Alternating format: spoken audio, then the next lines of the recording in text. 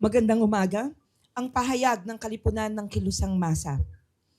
Ang mabuting pamamahala at kagalingan ng masa ay kapwa pananagutan ng mga mambabatas. Muli naming sasabihin na ang pagpapanagot sa isang impeachable official ay obligasyon ng mga mambabatas.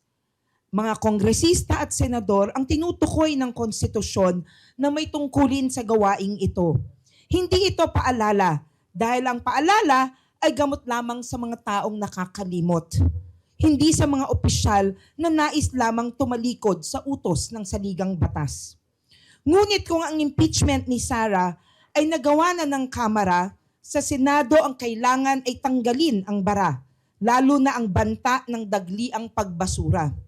Naniniwala kami na kung mabasura man ng impeachment sa Senado, ito ay hindi dahil sa kakulangan ng sustansya o sabit sa teknikalidad, kundi mas dahil sa political bias ng ilang senator judge.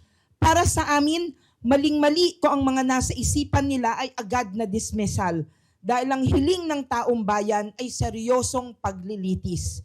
Hindi pa balik-balik na bola ng ping-pong o kaya ay stalemate na bagong laro ni Cheese.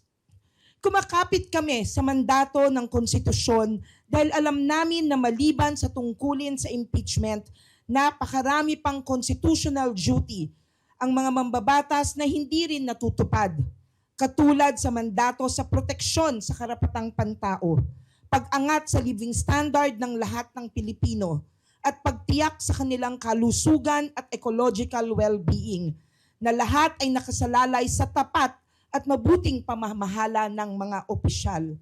At dahil itinuturing namin na magkakaugnay ang mga bagay na ito, ang tagumpay ng impeachment bilang proseso ay inaasahan namin na lalagpas sa usapin lamang ng pananagutan kundi maging sa pagsulong at pagkamit ng higit pang kagalingan sa buhay ng masa na ginagarantiyahan ng saligang konstitusyon. Lagpas na dapat ito sa mga Duterte o sino mang dinastiya. Subalit kung dismiss agad ang impeachment, huwag magtaka kung makita ng lahat na ang lupit pala ng paglilitis ay para lamang kay Congresswoman Leila, hindi kay VP Sara. Hindi na lamang ito pagtalikod sa saligang batas. Ito ay pagpapatunay na ang marami pa nilang tungkulin para sa ikagaganda ng buhay ng masa ay wala ring kahahantungan. Kaya paalala sa lahat, masama sa kalusugan ang cheese curls at ang piatos. Kaya wag nating tangkilikin.